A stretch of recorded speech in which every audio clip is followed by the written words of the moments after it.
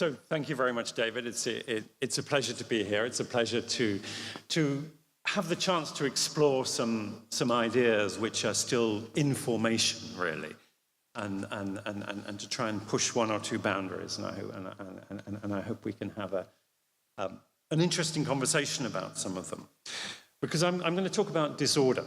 Why we should be particularly worried about some forms of disorder, about how disorder has many different dimensions which are not captured in social political science or theory.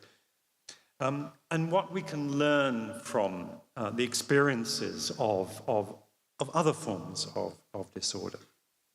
And I want to argue that we're in a world in which disorder is becoming hegemonic. And that the disordered world is a world in which certain forms of recklessness thrive. That the reckless are those who act without regard to wider consequence. They may benefit materially from volatility, disruption, disorder, chaos. They may provoke it, they may sustain it, or they may be people who are comfortable with the risk and who internalize it. They have the worldview and skills to remain at the top in a disordered world. So the title, The Reckless Anthropocene, has one referent, which is to the reckless management of planetary resources that's brought us to the brink of the current global crisis, the ecological crisis, the climatic crisis of global warming. But my main thesis in this lecture is that this type of the disorder that has arisen from that recklessness is also accompanied by parallel global societal transformations, which are bringing forms of governance that systematically promote and reward recklessness. So bear with me as I begin to explore the various byways of this argument. But I want to begin with the recklessness, the ordered recklessness that brought us to this point ecologically. And the parable here, the parallel also, is James Scott's book, Seeing Like a State, where he begins with this remarkably powerful image, exploration of the machine plantation, of the origins of scientific forestry in 18th century Germany, Prussia and Saxony, which began with measurement and moved on to calculating yields from commercial timber from a plot of land, and then to imposing geometry on the planting of trees, turning woodlands into administrative grids, making the normal Baum from a conceptual idea into a regimented reality, lines of trees, which was extraordinarily successful over 2 cycles, and this being forestry, they were very long cycles, in improving yields. That early success was based both on rationalizing production, but also on mining what was already there, mining the fertility of the soil that had been built up over centuries of mixed wild forest. And then the negative biological consequences of monocropping began to become apparent after 100 years or so, because these trees were susceptible to pests, they were susceptible to massive storm felling, and the fertility of the soil was drained away. And this, of course, is a cautionary tale of the dangers of dismembering a complex and poorly understood set of relations and processes in order to isolate and exploit a single element of instrumental value. And ecological scientists have, of course, come to appreciate the importance of complexity and diversity, usually late when those systems have been stretched to their limit and are beginning to break. So this is a very obvious parable, an obvious parallel for the way that we collectively as the human species have over the last hundreds of years been managing and overexploiting our global commons.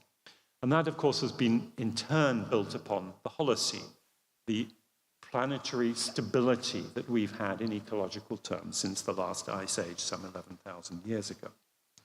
And so based on that, we have constructed in the modern era a global machine plantation, if you like, driven partly by greed, partly by our unhindered capacities as the alpha species on the globe for dominating and manipulating the natural world, but also by our quest for a legible order, an order that we can read, that we can enumerate, and in which we can enjoy our freedoms as human beings, freedoms that we see as being identical to dominating the natural world.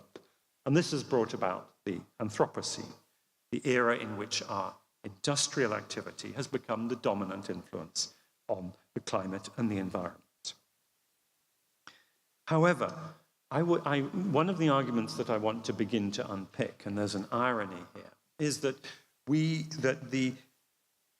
as that order of the machine plantation begins to unravel, as we begin to have the instability associated with the Anthropocene, our social and political science remains captured by this regimented approach. We are still imprisoned by paradigms of order and control. Anthropology and history less so, perhaps, but political science, sociology, and above all, economics, predominantly so. Let me change the metaphor. Let me introduce another metaphor into this discussion, which is that orderly, institutionalized statehood can be seen as the sun around which our precepts and theories of governance and society revolve. It's a sort of center of gravity and a source of illumination, the center of our conceptual solar system for political science and the science of governance.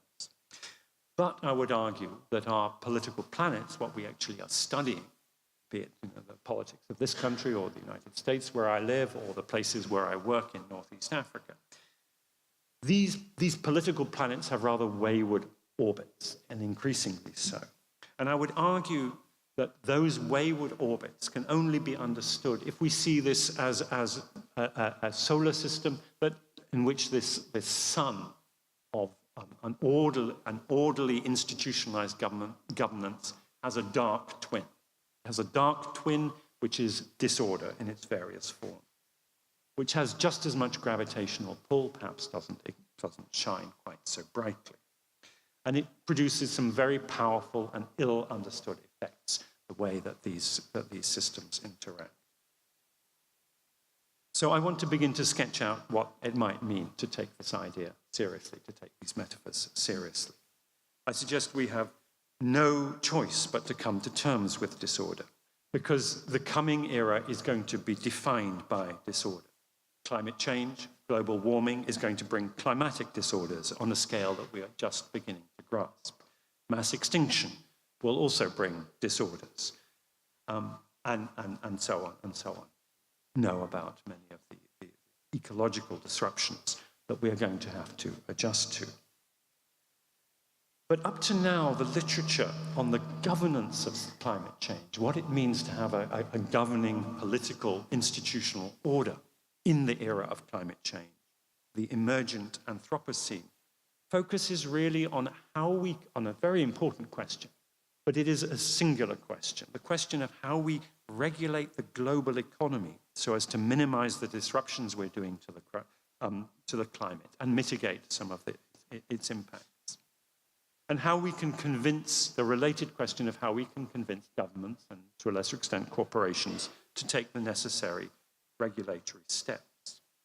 But my focus is going to move on from that. It's going to be what kind of politics and governance can we expect during the Anthropocene? And I will argue that it is one characterized systemically by recklessness. Of course, it is our recklessness that has brought us to this point, but there are other elements in recklessness that I think we should examine. And I want to look at two avenues of inquiry that I myself have been involved in quite a lot over the last decades, and then begin to stitch them together by understanding the different dimensions of disorder and recklessness. The first avenue of inquiry is the politics of famine, a topic that's very relevant to the Anthropocene for the very obvious, intuitively obvious reason that climate change threatens localized food crises.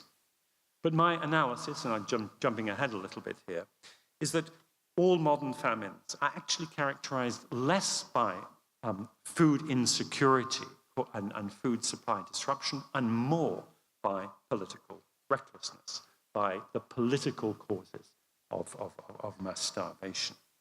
And that the return of famine that we are seeing in the last couple of years is caused primarily not by any of the direct effects of global warming or climate change or global food supply disruption, and more by small but highly significant changes in the conduct of global politics. And the second, which is closely related to this, is what I call the real politics of states, states that are fragile or broken, countries at the margins of the global political economy, countries like Sudan, where I have studied a great deal, and countries whose experience, I think, has a great deal to teach us. These are countries that are at the margins of the world's political economy. They are tossed about on the waves generated by the metropole. So the dominant reality for these countries is they have no control over their political destiny. They are precarious. And this translates into a political feature that we can call turbulence. There's an old joke about Sudan, which is that it changes every week, but you go back after 10 years and it's exactly the same. Turbulence is the feature that you have in a fast-moving stream, or the water that comes out when you turn on the tap. Look at it close, it's chaotic. Look at it from a distance, and you can see it retains its structure. And I would argue that in these countries on the margins of the world's political economy, institutionalized, rule-bound politics, as we understand them, like this, are subordinate to the real politics of transactions, of patronage, of buying and selling, political loyalties, services. I would call that a political market. Political survival is what counts. The short-term political skills of keeping your boat afloat in these turbulent waters is what counts. The skills of navigating the ship of state from where you are to the other side of the ocean is not relevant. That, I think, is in a way the systemic recklessness that is brought to the captain of the boat by the circumstances in which he or she finds himself on these turbulent waters. But I would add that this is a state of affairs that benefits some. There are some who embrace risk and volatility, indeed, who cultivate it. There's some who see it as inevitable and come to live with it, ride it to their advantage. And there's some for whom this is internalized. Either it makes them deeply anxious, or it's something that they thrive on and can live with and will rise to the top. So let me speak for a few minutes about famine. Famines, should I argue, be seen on a spectrum between natural disaster, the classic agrarian famines that used to hit England in the Middle Ages and parts of Africa and Asia in the 18th century and so on, through to genocidal famines inflicted as instruments of war. For instance, the much neglected hunger project of the German army during World War II, when they planned to starve to death 30 million people on the Eastern Front. And in between, we have the famines that predominate in the world today, famines of political recklessness, where famine is created by the pursuit of military or political objectives in such a way that large numbers of people starve and those who are responsible simply don't care. And a good example would be Yemen, a famine created in a poor country by the military tactics adopted by the Saudis and the Emiratis, supported by the British, the French, and the Americans. It was a poor and hungry country at the beginning, which is exactly a very good reason why starvation should not have been used as a weapon of war. And it was entirely predictable that the tactics used by the Saudis and the Emiratis would cause mass starvation, as indeed they have. And it is that element of political culpability I would want to draw attention to. The intention is not genocide by starvation.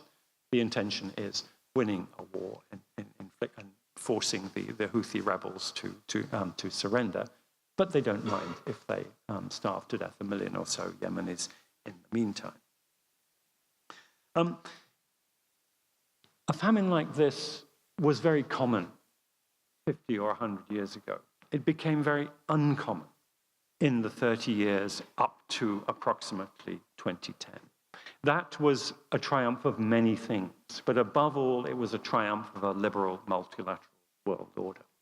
And those of us who instinctively identify with the values of liberalism and multilateralism, of democracy, of free media, and indeed, open markets and free trade, has to be said, tend to be very bad at celebrating our achievements. And one of the points I want to make in this lecture is there we have a very tangible achievement. We came very close to abolishing famine. Famines that used to kill 10 million people per decade, decade in, decade out, came down to killing just a small fraction of that for 30 years. But perhaps because of our reluctance to celebrate that achievement, it is beginning to be unwound today. So there's a cause for optimism there as well as a cause for concern. I haven't emphasized the food supply or the ecological stress or climate change element in the return of famine. And let me just dwell on that for one moment before I move on. The reason for that is that despite all the problems with world agriculture and the world food system, we have never been at a time when there is so much cheap food available in the world. There has never been a time in which there is so much redundant oversupply of basic food commodities. So it would take an astonishingly major disruption in global food production for that to be the singular or the driving cause. And even the most pessimistic predictions about what climate change may do to agriculture do not predict global food shortages or global food price spikes for the foreseeable decades. But there is a warning nonetheless. And let me give one more example here of a famine, which is a famine that struck Somalia in 2011.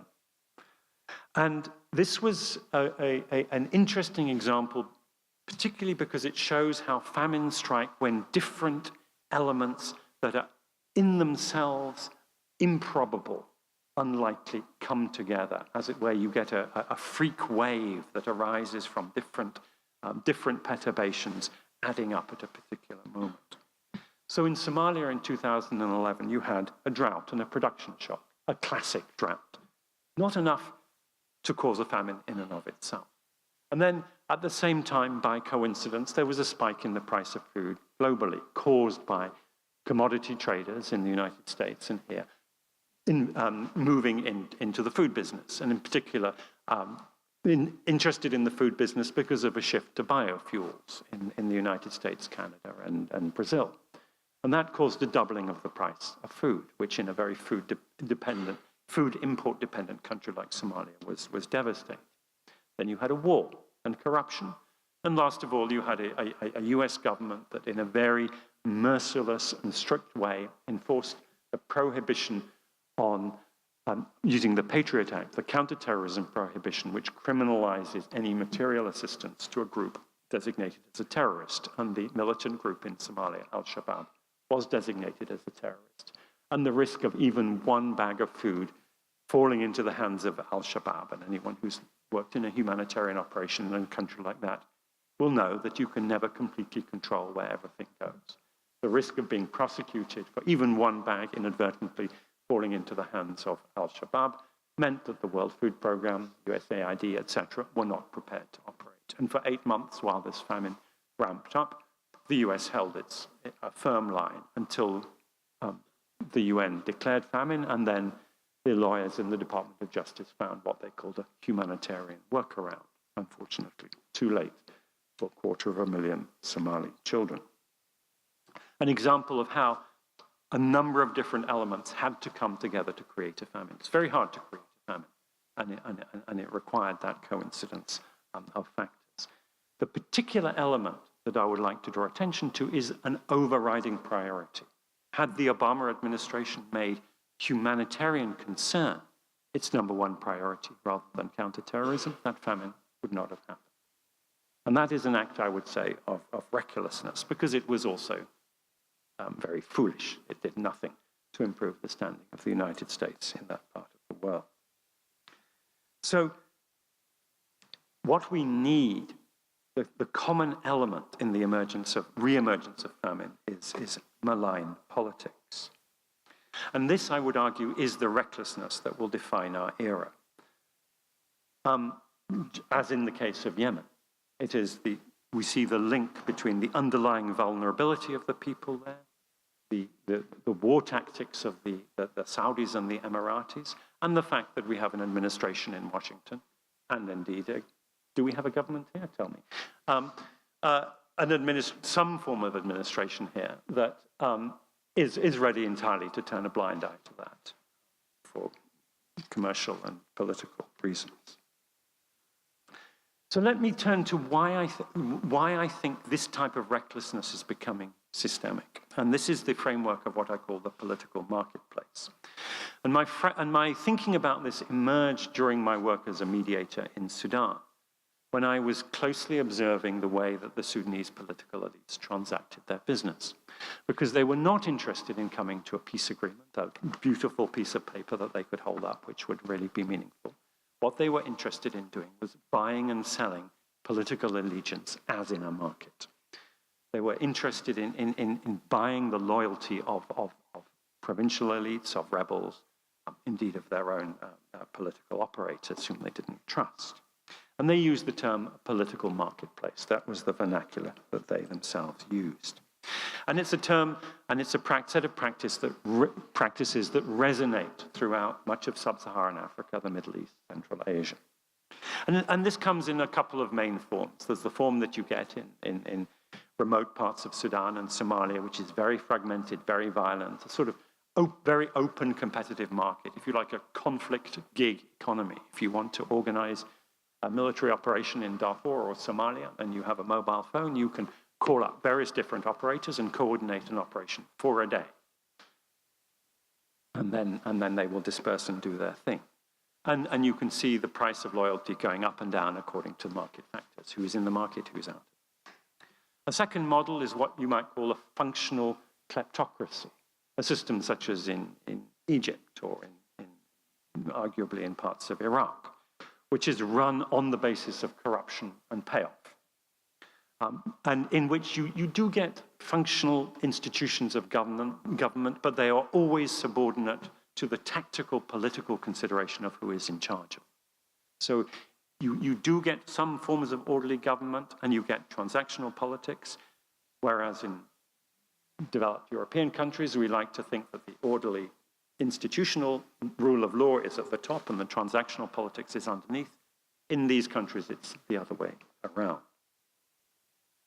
And what these two different systems have in common is that the imperative of short-term survival is what drives those who are in charge. Now, the background to this, which is, I think, the key element, is there is a global phenomenon at work, which is the commodification of political power. Political office, political allegiance, political services are becoming tradable, not just in these countries, but globally. To different degrees, in an uneven manner, but nonetheless discernibly so. Being bought and sold according to the laws of supply and demand. In some places, very cheaply so. The sums of money that change hands may not be very huge, but their impact can be quite enormous. Now, this is not an inevitable or impersonal phenomenon. It's not the outcome of unstoppable forces. It's something contrived or engineered. They're people who benefit from the dismantling of institutional politics and the rule of law, and the possibility that if you are wealthy and well-connected, you can buy and sell the elements of political power. In poor and marginal parts of the world, like Sudan, you see it in cash transfers. And I would argue that this actually is increasingly the dominant phenomenon. When I talk about the political market with academics, they tend to say their concern tends to be, well, what is the off-ramp? How do we get to the, out of fragility, to an institutionalized state? When I talk about it with the people who are engaged in the real politics of these countries, Their concern isn't how we get out of it. Their concern is, which is the next country that is going on the on-ramp? Which are the countries that appear to be stable that are headed in this direction? This is where I think, by the way, the whole fragile states phenomenon, the Cameron Commission report, is entirely off track. It's really missed the point entirely.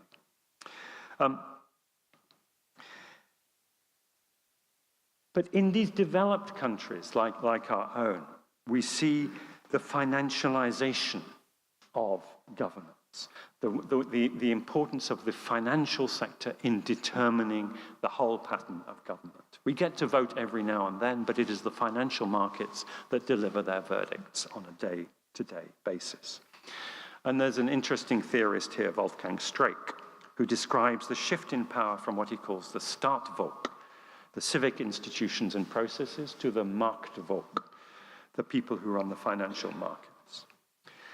And despite the classical economists' notions of equilibrium, the reality is that the political markets we are seeing, like the financial markets, are characterized by volatility, or what I prefer to call turbulence.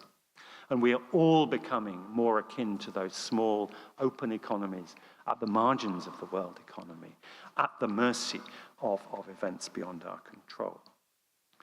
So there's a question, can this system be controlled, managed, reversed?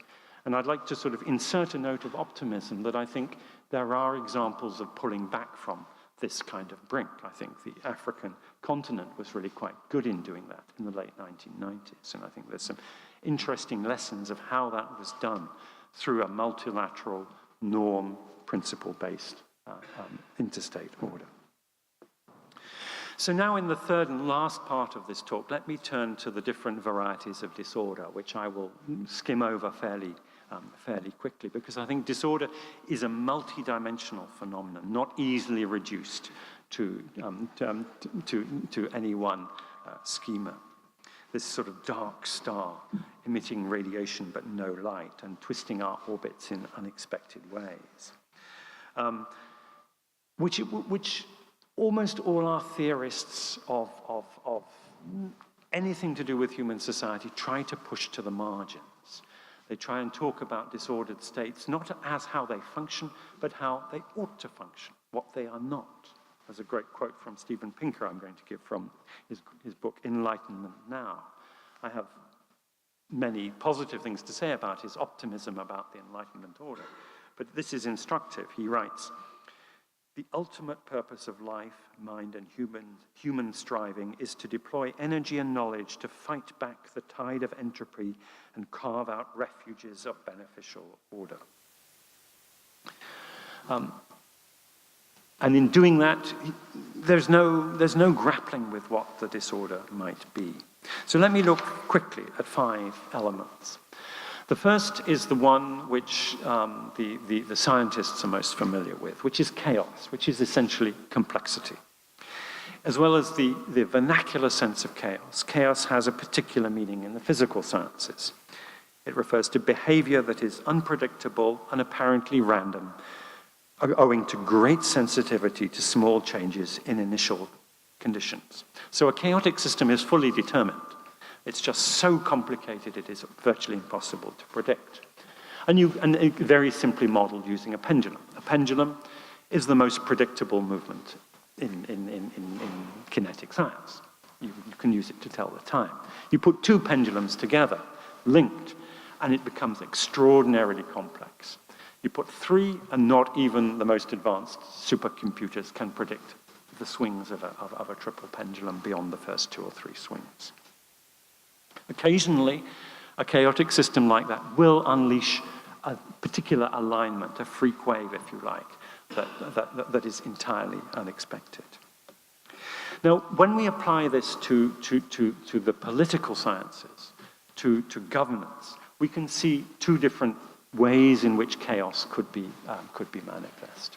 The first is in the political market system, which is inherently, like a market, a system of innumerable transactions responding to very subtle signals of supply and demand and regulation of the market.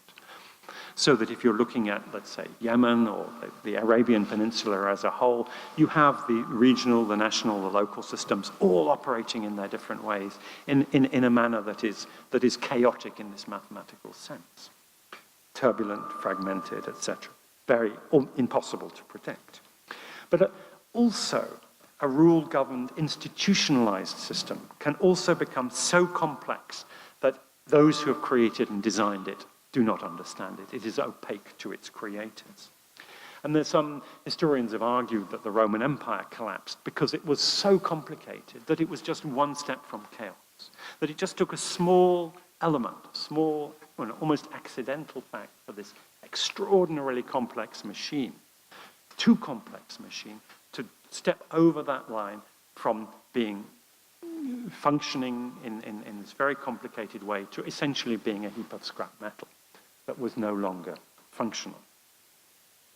That is real fragility. This is what the fragile states paradigm should be discussing, instead of discussing the systems that are broken. It should be discussing the complex systems of governance that are in danger of breaking.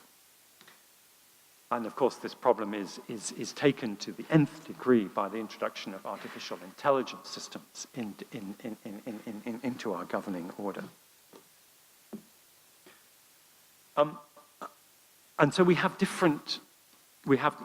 in this sense of complexity, we have chaotic systems in ecology, in economics, and in governance. And the intersection of these is of course, even more complex and chaotic in this sense.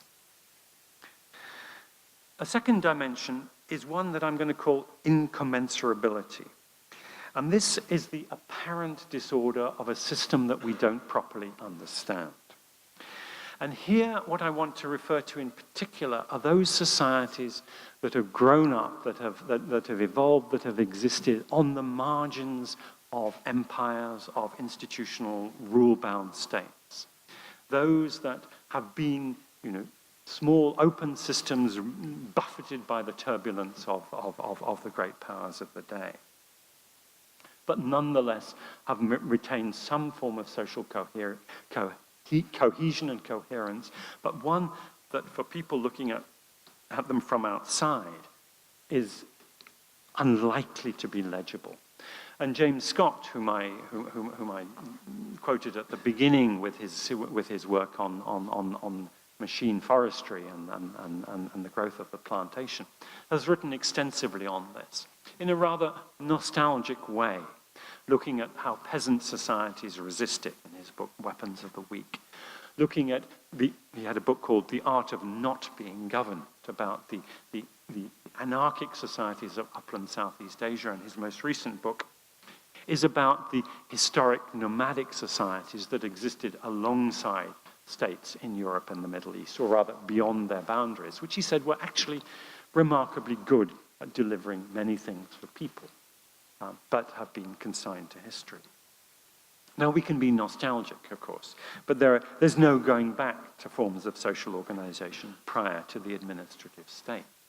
But then we can also look at those forms of social forms that are illegible to us, maybe deliberately so, in the contemporary world. And there's a great book by an anthropologist, Anna Tsing, The Mushroom at the End of the World, which describes the matsutake mushroom, the most sought-after mushroom in Japanese cuisine, and how it grows in ruined forests. And also how the social networks of the mushroom gatherers and those who buy and sell it also emerge on the margins, as it were, and in the ruins of our capitalist economies. And this is a nice parable too. But of course it deals only with the margins and only with a transient moment. But it is an entry point for looking at how some societies have existed for many centuries in this state of marginality. And there's some very interesting cases from Africa and from Asia, from the margins of Sudan, from the West African Atlantic societies that were exposed to the slave trade over many centuries. how political orders in these societies can persist for many generations in the face of destruction and turmoil so protracted, so overwhelming, that no overt coherence is possible. And in fact, you have multiplicities of orders that are hidden, that are secret, languages that people will not reveal to the outside, codes of conduct that are deliberately obscure in Sierra Leone and Haiti and so on. And political science, because it's monolingual, both literally, it tends to speak English only, but also it tends metaphorically monolingual in that political science only likes to identify one particular set of rules for any one political system, has great difficulty in coping with this. Because the rules of the game may vary. People can play different political language games in the sense that Wittgenstein used language games in his later philosophy. And of course, we see as turmoil hits our own societies, we see politicians, not just the subaltern politicians. I mean, it's always been the case that the politicians at the margins have been speaking different languages and have been using different language codes. But now we're seeing politicians at the zenith of power doing the same thing.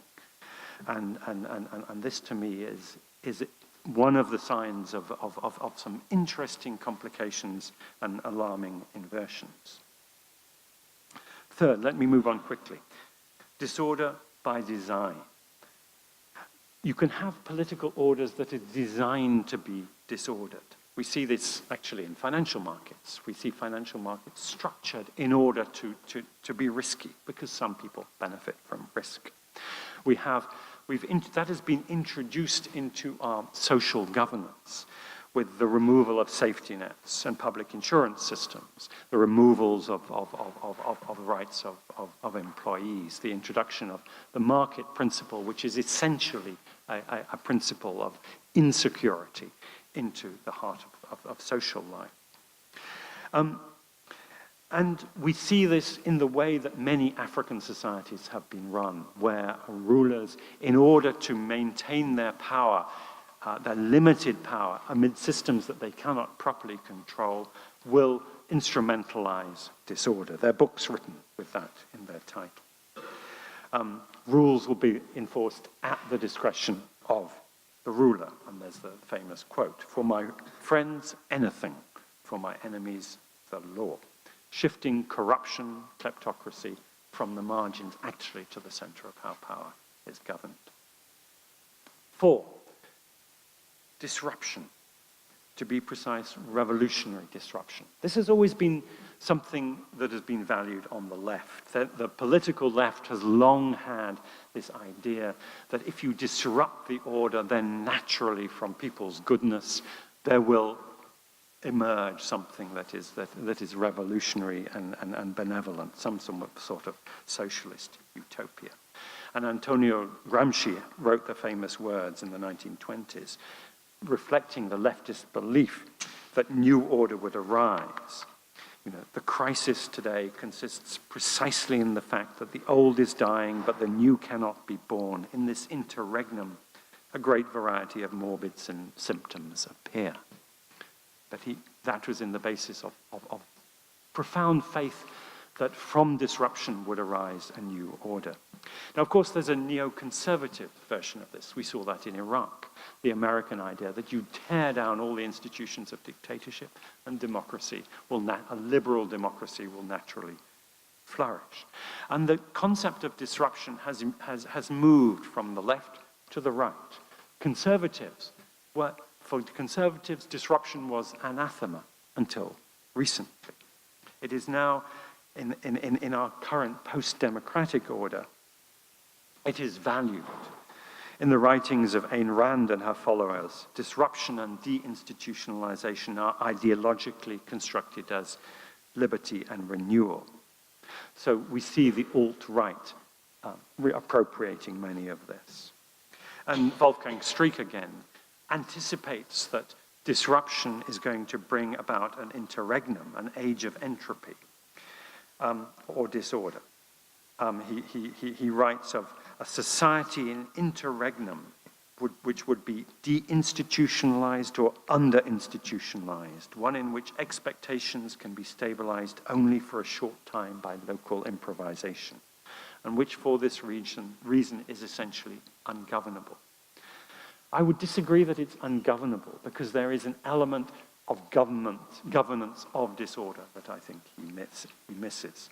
Because the ethos of the political market, the ethos that actually you can buy and sell power, means that you don't need institutions to govern, that the ultra-wealthy can actually preside over this kind of disorder with a recognizable form of governance.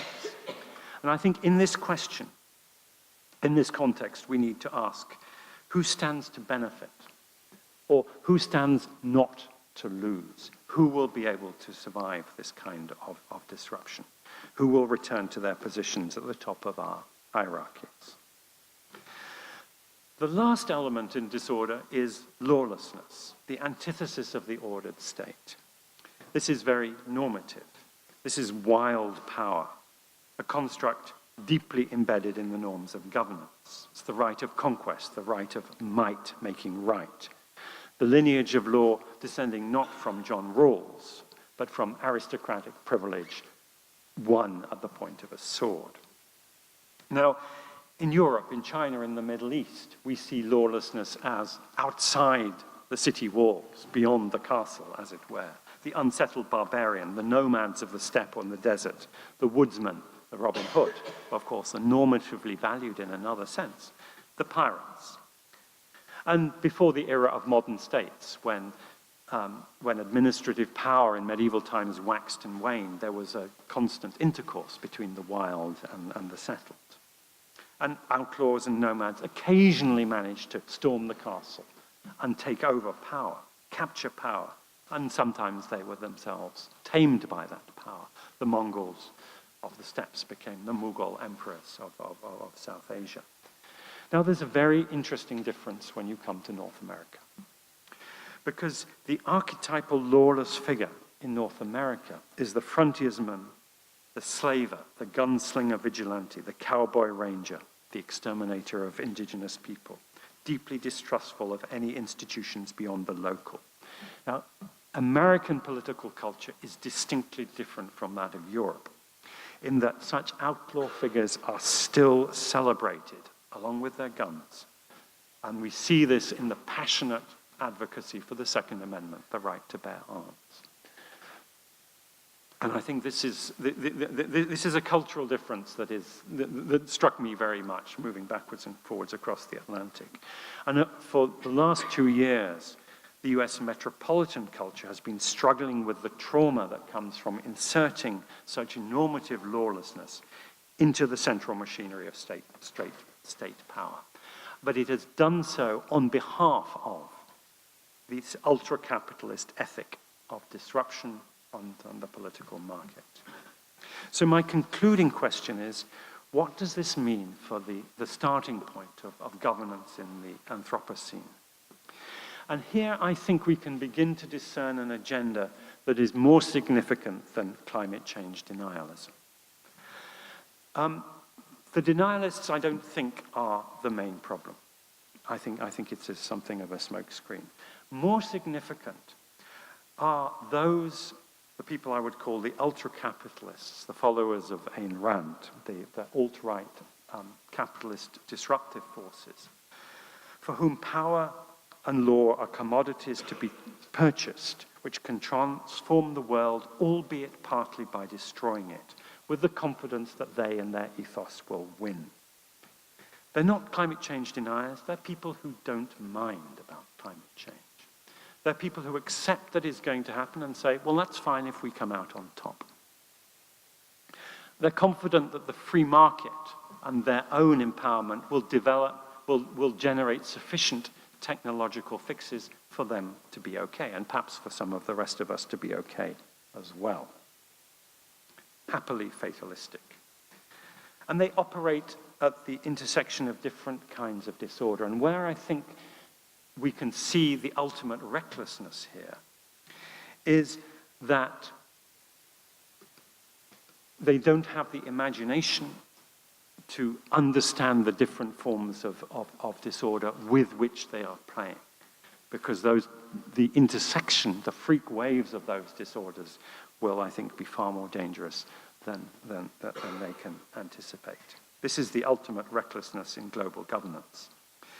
A number of writers, Slavoj Žižek, Mark Fisher, have written versions of the line, "It's easier to imagine the end of the world than it is to imagine the end of capitalism."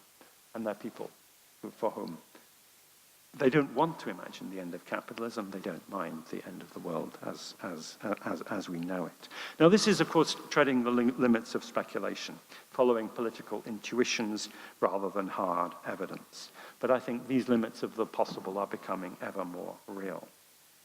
And I think the intersection between these different types of disorder will be the defining feature of the Anthropocene as a permanent condition, one that rewards recklessness.